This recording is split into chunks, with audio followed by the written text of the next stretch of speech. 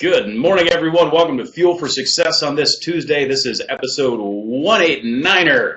Love to say Niner, as you know. And it's exciting. Today's a Tuesday. It's a beautiful September Tuesday. I don't know of anywhere in the U.S. that it isn't beautiful in September. It's just a great time to be alive. And this is Tuesday. And just like every Tuesday, we talk about life coaching and motivation, adding fuel to your tank for success here on Fuel for Success with my co-host, my good friend, and life coach extraordinaire, the one and only Matt Maddox. How are you this morning, my friend? And I am doing well, my friend, extremely well. Just got back from dropping off Caleb to school. Traffic was brutal today.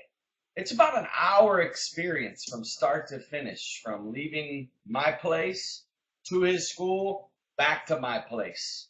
But it's all good, man. I'm telling you right now, I am one of those few people in life that do not have road rage and that usually doesn't get uptight about things that I cannot change. Like, I really believe that our reaction, our response, the two R's, reaction and response, is key. And a lot of times I see people what we call spaz out, or they're uptight. You ever met people that are just really uptight? Yeah. No matter what, they're just uptight. Like the smallest thing can set them off. Like in life, don't be the type of people where the smallest thing sets you off.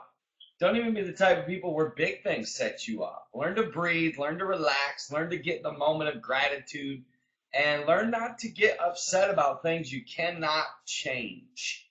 You know, case in point, sometimes I've had situations where the flight was delayed or even canceled. What you gonna do? Ready for this?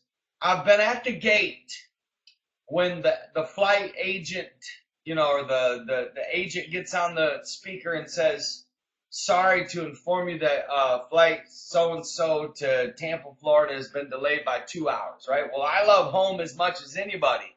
Believe me, like I take the earliest flight out every time I travel. I mean, Mike knows this. The earliest flight, so I can get home because I love being home, right? Dude, the reaction, the size, every time I fly, I mean, it's like there's like my neck starts hurting. There's like this anger over 2 hours, which I get time as much as anybody. But it's like, what are you gonna do? It's like, sorry, there was a storm in Chicago. Oops, my bad. I know that's Delta's fault. I know that's Southwest Airlines' fault that Chicago had a snowstorm, but come on, really? Ease up, my friends. Yeah, I could go off on that because there's especially in this country, there's this sort of entitlement mentality that, listen, life happens. There's inconveniences. Things go awry. No sense getting wound up about it. Especially with those sort of situations, I've found, my experience is that if I just settle down, calm down, work through it at the end of the day, 9 times out of 10, it actually works out in my favor anyways. So, and maybe that's just because of my energy, right? Because I don't let it bother me. So there's a tip for you. Hey, real quick, I want to remind our viewers, if you're here live, it's awesome to see you this morning, first of all, and enjoy the chat and the conversation. Our viewers chat and converse with one another. You can also ask us questions directly just by typing in the chat box. You can also email me, mike@mattmaddox.com, or you can text me at 727-341-5599. Let me put that up as well. And either one of those methods, you can get questions to us, and we'd be happy to field them. So there. I do have some questions for today. Matt, let me ask you this. Before we get there, I just want to throw this out there. I've studied the subject of mastery, okay? What I mean by master, I'm talking about people that like master stuff, whether it's martial arts, whether it's like, acting, music, whatever, right? And one thing, like I was showing my son, actually, we watch biographies at night of like successful people. And last night we were watching and we always talk about it. Like, I want to know, what'd you learn from that? What'd you glean from that person? Last night we were watching a biography of Bruce Lee because I wanted them to see that Bruce Lee was the master at martial arts and kung fu because of his training and how thorough he was in his training. Anyways, he was talking about like sometimes in his training he would take up to like 2,000 punches, but he was showing, and I'm not gonna try because I'm not into kung fu, but the way that he would train and how he would do it in slow motion and work on his techniques. Say, well, what does that have to do with like our life? It has to do with everything a part of our life. Meaning, like, you've got to train your emotions. I want to go back to this part about reaction and responses because it's like last night I was really excited. You know, nobody think less of me, but I play softball. I know as an ex-baseball player to admit that you play softball is like, but I do it to hang with the guys. It's fun. I was really looking forward to our game Monday night. We had a game last night and it got rained out. And as soon as I got the text that it rained out, I just looked at Caleb. I said, well, it looks like my softball game was rained out. And he's like, Dad, aren't you like devastated? Like, of course, you know, he loves baseball. And I'm like, no. It's like, you know what? I was looking forward to playing, but actually looking forward to staying home and relaxing. So anyways, and it was a little teaching moment. I said, actually, Caleb, to be honest with you, I can relate with you. There's times when things didn't work out my way. I would be so disappointed, frustrated. But I've trained my emotions, and it's taken some time. Training is not easy, Mike. Training is so thorough. Training requires doing it over and over and over and over and over again. And I said, Caleb, believe it or not, I've trained my mind to immediately switch to something positive and to like immediately transition my energy to something else. And that's taken a lot of training to get there, to where you don't allow things that are out of your control to, like, you know, it's like one day Caleb dropped his iPhone and the whole like screen smashed, right? Yeah. Like, I did not get upset. I didn't like, we need to be more careful, right? There was none of that. I actually started laughing. And he was like, Dad, how can you do that? I said, well, Caleb, that's come from a lot of training on just working on your reactions. And I think everybody, all of us, need to be mindful of our reactions. It's like, you know, someone accidentally cuts you off, right? Like, if you could communicate to them, do you believe that if you had the ability to ask the person that cut you off, hey, did you mean to do this? Did you purposely try to run me off the road? Like, out of 1,000 people, 999 and a half of them would never purposely try to run you off the road, right? So, meaning, like, hey, relax a little bit and stop being so uptight and reacting with so much anger. Like, that stuff's out of your control. Like, learn to laugh at stuff, or we were talking about traveling light yesterday. Anyways, I just want to go back to, like, make sure you train and really work. Training is a process. You know, Malcolm Gladwell says to become a master, it takes like 10,000 hours of practice. So practice your reactions. Practice your responses in real life. Meaning, like, evaluate. Ask your wife, how was my reaction there when my son did this? Or how was my ask your parents, how was my reaction, Mom, when you know, how was your reaction when I showed you my report card and I had a C? You know. Anyways, it's a whole long set. I think we'll talk more about that next Tuesday, but we did have some good questions come in that we do want to address. A couple of them are about teenagers, so this will be fun. Go ahead, Mike. Fire away.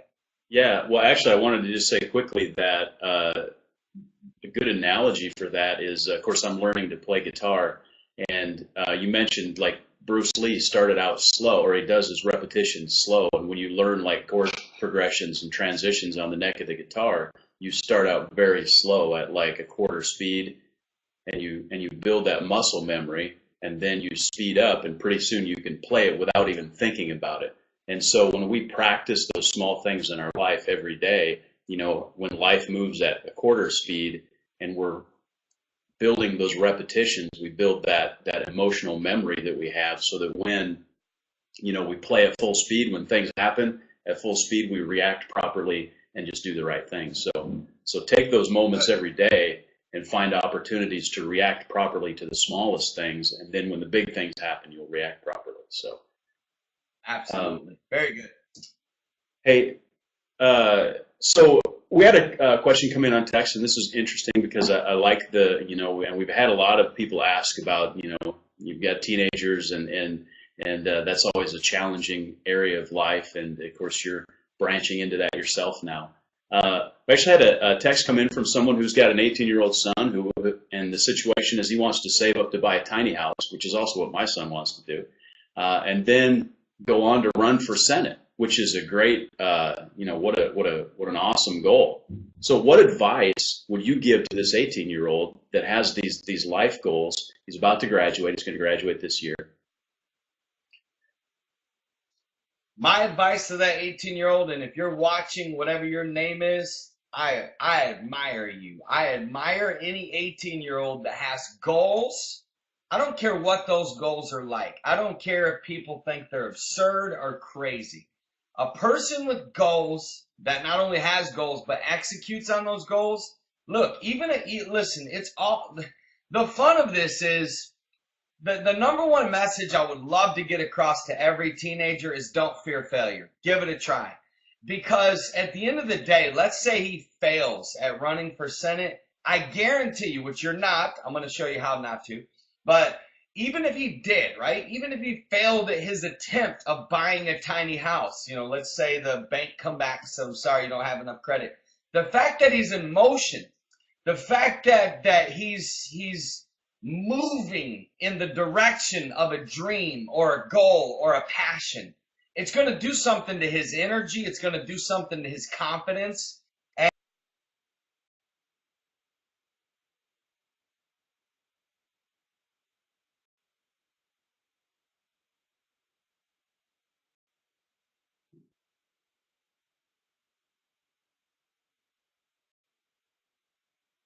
And I think we lost Matt for a second. Can y'all hear Matt still? Sunspots. Investor, right? The mighty investor that we all respect. He literally has this rule. He would not invest in a business person that hasn't failed at least twice. So if I was advising or life coaching this young man and we were talking and he presented this to me, I would say, well, first and foremost, go for it. Go buy that tiny house because it's good to invest in real estate when you're young. It's good to start with something really small, fix it up, and flip it 2, 3, 4, 5 years down the road and continue that process. That's actually a good way to wealth building or a good way to getting to your dream house. I see a lot of people when they're younger, they pass off on those opportunities to buy the small houses because they're like maybe a piece of junk or maybe they got to fix it up. Maybe the carpeting is messed up and it needs painting and it needs work because most teenagers are afraid of work, right? Because it's our society. I don't know if it's the video game generation. I don't know if we as parents did it to our kids, but there's this lack of drive among today's teenagers. When in reality, most of us and our parents, we grew up starting jobs at 13, 14, 15 years old, even if it was selling newspapers or mowing yards or shoveling snow. So I would say yes, on the house, go for it. Second thing I would say, as far as you said he wants to run for Senate, Mike, is that right? Right. Or someday he wants to. Yeah, he does want to.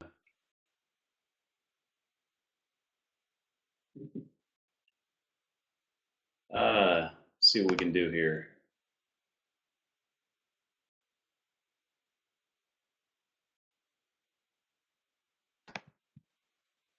Nice.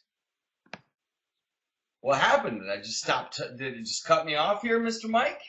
Actually, you dropped for a few seconds 4 minutes ago. So I don't know if your connection you weren't able to hear me, but we could hear you. So you could hear me, just couldn't see me. No, we could. You just probably couldn't hear me. So yeah, he's planning to run for Senate eventually. Of course, you can't run for Senate when you're 18. There's laws against that, at least U.S. Senate. So his plans are to buy a tiny house today, and that's a big trend today, tiny houses, and then eventually run for Senate. So I like that really that combination of things. But Well, I like it. And the thing I would say to anybody that has that big of a goal is he's going to have to do two things right. He's going to have to read a lot of books about sales, about people, about connecting, about networking. So I would say to him, like, don't date for a while. Sell your soul to your vision, so to speak. I would say if he really has, now, Mike, see, this is what I say to. It's like I tell my son. I give my son a gut check all the time. Like my son really wants to play professional baseball. It's not one of those things where you know how a kid says, "When I want to grow up, I want to be a president," or when I want to grow up, I want to be a doctor. Like Right. and we all did this as kids, and we all should. But then there comes that transition where are you just shooting stuff out because you want to sound good, or is this like a conviction? Is this like a real goal? Like, is this something that you wake up at night, like your heart is beating about, like you really want it? Like, it's something that, like, if you didn't get it, life wouldn't even be worth living almost. Like, how deep is your goal? Is this something you're just saying to, like, and I'm not calling this 18-year-old out because I admire the fact that he even knows what Senate is. You know what I'm saying? Right. But if it's really a goal, my friend, if it's really something you want, then I would start volunteering for as many different political campaigns or that you could get involved in, because I really believe in the power of mentoring or at least experience. I would study great, successful senators. I would read biographies. I would just, for the next, however many years, 5 years, I would sell my soul to that vision if that's something you really want, and really like study the power of people. Because at the end of the day, you're going to have to really know how to persuade people, how to connect with people, how to sell yourself, how to market yourself, if your goal is that big. That'd just be my piece of advice, Mike. Is there anything you would add to that there, my friend? Well, just the synergy between desiring to buy a tiny house and run for Senate. So tiny house is more than just a dwelling, right? There's sort of a movement today with tiny houses, and it's sort of a lifestyle change. There's sort of tiny house living that is minimalist, right? Sort of the small is the new big, I guess, if you will. And people that are interested in living in tiny houses are interested in removing more of the excess from their life and focusing on the things that are just truly important. Like, you don't have room for all the stuff that you'd have even in a 1,000 square foot apartment. So you really minimalize what you have, available to you. And so that, like I say, there's an interesting synergy there between that and running for Senate, which almost seems oxymoronic in some ways. But that focus and that principle of just doing or having the minimum that you need to live, and then transitioning that to working towards Senate. I believe that that's a great direction, because you'll be able to focus on the things that are truly important. Really be able to live life with a much lower amount of disposable income and so forth. So it's a lot cheaper to live in a tiny house as well. And I would assume, yeah. Go ahead. No, go ahead. And I would assume that he probably has, one of the things that most people who are interested in living in tiny houses also have, environmental impact on their mind as well. Greener living, that sort of thing. So I applaud that person. I would definitely, this young man, the first book you should read is How to Win Friends and Influence People, without question. Read it 5 or 6 times. Apply the principles. Begin to practice the principles today, and there's a wealth of information out there. So, really is. Read the book, Crush It. It's a very important read if you're going to go for something big and you're going to follow your passion. Mike, I so believe in this, though. I really do. I believe in delayed gratification. I believe in the pay now, play later mentality. I believe in doing whatever you do anytime. Like we've been there, Mike. We've had to go through the cutbacks, eat the humble pie, drive the piece of junk, eat on the floor, because we sold our dining room table. We've literally been there where we've like had to like it's just we've been there. Like, and there is a sacrifice stage. There's a stage where you say no to 99% of everything else. You know what you do? You literally say no to things that are good because you're saying yes to the best. You're saying no to things that are actually good ideas. You're saying no to like even opportunities. Believe it or not, the path to success requires that you even decline opportunities. That's Right. what a lot of people don't realize is that when you have a goal that is so unattainable, but not really unattainable, but when it feels unattainable and it feels so massive, and you got one right in front of your face, right? Like when you're starting a business, like case in point, let's say, you're right now there's not a lot of cash coming in and you got someone offering you a job. It's so hard to say no to what's right in front of you in the moment because you know where you're going on something bigger. And I tell that to my son all the time. Like, Caleb, your goal is way in the future. There's a lot of like thousands upon thousands of grueling grinding hours that you have to put in. And, that's just part of it. And I would say to this young man, go for it, go big. But I love the idea of buying a small house. And I love what Julia said, what Mike said. I believe in that, Mike. Simplify your life. The more successful you're going to become, the more you need to simplify your life. You Yeah. need to be able to live on almost nothing because time is gold to you. Time is your best friend. So do whatever you can do so you're not bogged down, paying for stuff. How many 18-year-olds do we know that go out, they buy a new car? Big mistake. Big, huge, massive mistake. Go out and get a car payment. And then they end up, going out and, buying stuff. I would say, look, don't buy anything. Like, store up cash so you have more time to read, study, and meet people. Go to mastery. Mastery is a brutal path, but it's worth it because at the end of the day, what I told my son last night? I said, Caleb, Bruce Lee died, I can't remember. How many years ago did he die, Mike? You might would know this. Can somebody Google it? I don't remember. Somebody Google it, I think 1976, whatever it was, 38 years ago. And however long it was, and we're still watching him today. You know why? He was a master. Think about it. Everybody knows who Bruce Lee is. The dude's been dead for how many years, right? He died when he was 32 years old. But because he went to mastery, we're still mesmerized by who he is and what he's done. It's good.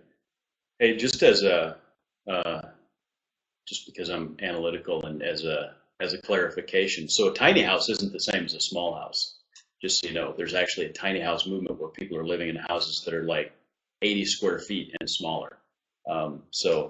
It's an interesting thing to look at, and from a cultural and socioeconomic standpoint, it's a very interesting trend because it's becoming more and more popular, and a lot of the younger generation are literally beginning to reject a lot of the consumerism. So I'm actually following that with some interest. That's probably way too much information, but hey, it's our show. Thank you, Karen. I just had to Google it myself because I didn't even know you were on the show. I was like, surely by now Karen has this. He died in 1973, so think about that. 41 years ago-ish. That's unbelievable, man. That's just unbelievable. Tommy wants to build a tiny house from the materials on the land. He's a pioneer. Pioneer Tommy. For this, I wasn't aware of the tiny house movement. Is that right? Oh. Where have I been? I don't know. I don't know. It's definitely something that is. What does that tell you about me?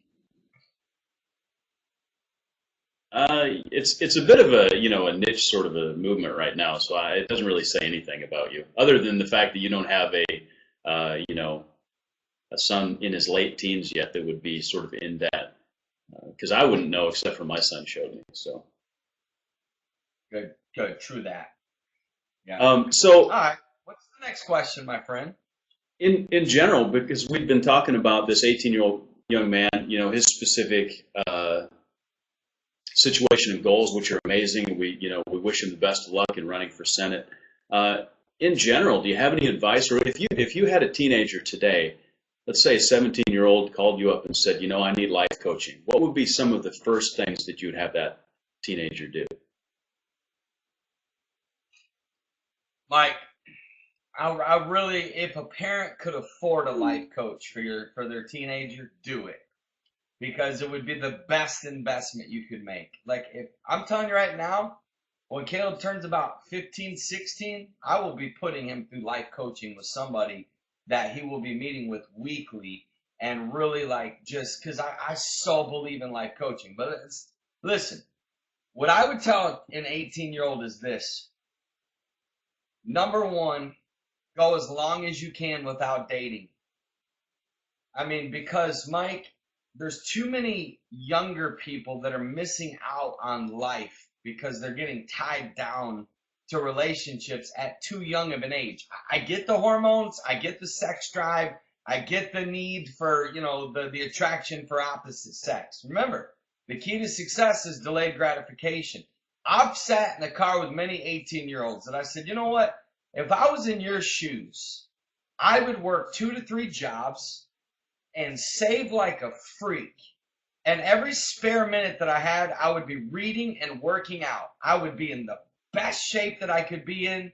I would read probably 1 book a week. I would be making all kinds of money. I'm telling you what I would tell an 18-year-old. Right. I would travel. I would go on missions trips. I would do things, enjoy life, like really just, and if I could, like if they really would listen to me, I'd beg them to wait till they were about 27 to get married. I'd say, give yourself about a 10-year window. Walk into a marriage with about $70,000 to $100,000 in the bank.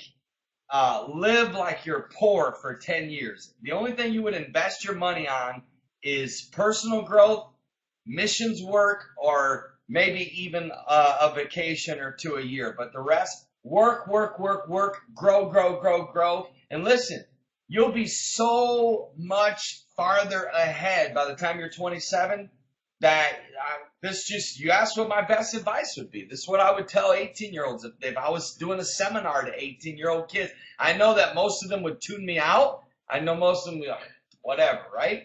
But if they were serious about success, remember, most people don't have success. Most people in their 40s, 50s, 60s don't have success. Most people don't even have the gift of time or freedom to do what they want to do. So what I'm looking at is the fact that I've coached the 40, 50, 60-year-olds that are miserable because they've never really done what they want to do, right? Because they're unhappy, because, they got bogged down, right? They had kids way too young. They got married way too young. This just would be my advice. Like, look, go into hustle mode when you're young. You're young. You have vitality. You have energy, and give your time to, reading and growing. And I would tell every 18-year-old to start a business. I would tell them, look, this would be me. I would say, start a business as young as you can and grow, and pour your time into that business. When I say work 2 or 3 jobs, I'm talking about working. Well, I'd rather you work on your own business and let it be 2 to 3 job hours, like put in the 12, 14-hour days. I know an 18-year-old kid right now, Mike, that has his own business who has about $30,000 in the bank because at a young age, he went to learn how to build, and he's remodeling houses at 18 years old. 18. He's currently at the POA training center right now. Listen, he did it right, man.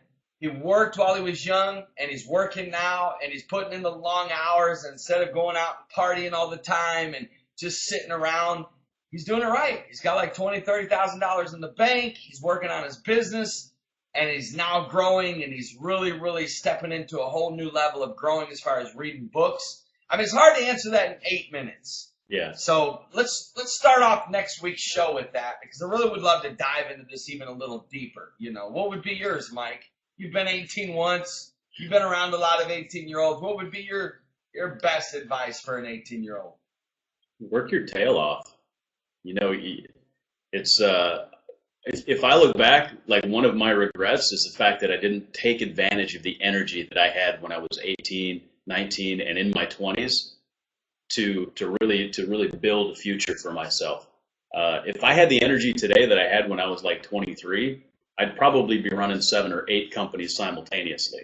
But, there's no reason if you're like 19, 20 years old there's no reason why you can't like work a full-time job and work a full-time job. You know what I'm saying? Yeah. I mean, I went to school full-time, worked full-time, and if I had it to do over again, I wouldn't have went to school. Well, I would have because I met my wife there, but I mean, from a financial, a success standpoint, I wouldn't have gone to college. I would have started a business and worked a full-time job at the same time, because you never have the opportunity that you have. When you're like 19, 20 years old, you're not married, you don't have family, you don't have a mortgage payment, you know, you can do things without a lot of overhead. You can move quickly, you can move on opportunities, you can take advantage of things, and you have the energy. It's like the perfect situation to start a successful business. No, I believe that, Mike. I really believe that. I can tell you some small, like last night, my son and I were watching a deal. He's like, Dad, you mind getting me some water? And I said, no. I said, actually, no. I just said no. I said, get it yourself, bub. And when he got it, I said, Caleb, you know something? Here's the deal. And he knows this by now. I rarely ever do anything that he can do himself. You know why? Because I'm teaching him to never develop laziness. Yeah. Like, he's 12 years old. There's no reason for me to get up out of my chair and go get him water. Like, I believe in serving and blessing our kids, but I think too many parents are turning their kids into sissies. I was going to say another word. They're turning their kids into sissies because you're doing way too much for them. You know, it's like today, you know, we weren't in a hurry. Caleb has 2 bags, and he hadn't had his shoes on. He goes, Dad, can you just grab one of my bags for me? I said, no. I said, just go to the car, drop it off, come back in and get it. I could have, right? But why? Because I'm teaching him to not have that wussy-fied, I need everyone to do everything for me, which I see way too many teenagers have. So, Good. Anyways. Hey, I just like what Karen said. I like that, especially the first part. Farm life is awesome and horrible. That's exactly right, Karen. My wife and I both grew up on farms. The experience of farm. Believe it or not, Mike, I never told you this, but I worked on a farm when I was a kid. I didn't live on a farm, but I worked on one because I had family that was into farming. So you never knew that about me, did you? Baled hay every summer, baby. Milked them cows like you can't even imagine, my friend. Anyways, that's a whole other subject. I need more farm analogies out of you then. Come on. I know parents that make their teenagers beds for them. Are you kidding? Are you serious? You make your teenager's bed? You're creating a mama's boy who's going to be a sucky husband. Like, you've ruined his future wife. You really make his bed for him, your teenage boy? Are you kidding? There you go. There's your motivation for the day, my friend. Don't make your kids beds for them. And there's the word. Sucky How many of those do we have out there because of moms and dads? Sucky husbands. In life, don't create sucky husbands. Don't do it. All the teenagers are going to hate us now because their beds are no longer going to get made. They're not going to get water from their parents. Awesome. All right. Well, Mountain Man Tommy's going to live off the grid self-sufficiently. And oh boy, Tommy. Have us over, dude. We'll come hang with you, bro. That's right. Mike will come Shoot hang some out. squirrels for supper. It'd be great. Will there be room there? Yeah. Hey, I know what it's like. I live in a very, very small place right now because I did that on purpose so I could have more time. You know what I mean? I wanted more time. So to get more time, I had to let go of a lot of stuff. Yeah. That time, my friend, is creating some stuff. Woo! It's going to be dangerous. But anyways, we love you guys. Mike and I are your friends. We care about you. Yeah, Mike? Anna went ahead and summed up the show for us. There you go. Anna did? Don't raise sucky husbands, and Matt's going to give us a Bruce Lee demo in a future show.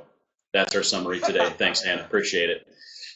That was just awesome. Hannah rocks. Hannah, tell your boss that we said hi to. Just walk right in and say, you know them guys, Fuel for Success, they just wanted me to say hi. We love you guys. Looking forward to it. Yeah, that's awesome, Britton. You raised a good young man right there. I like that. He can make beds, do laundry, wash dishes, clean bathrooms.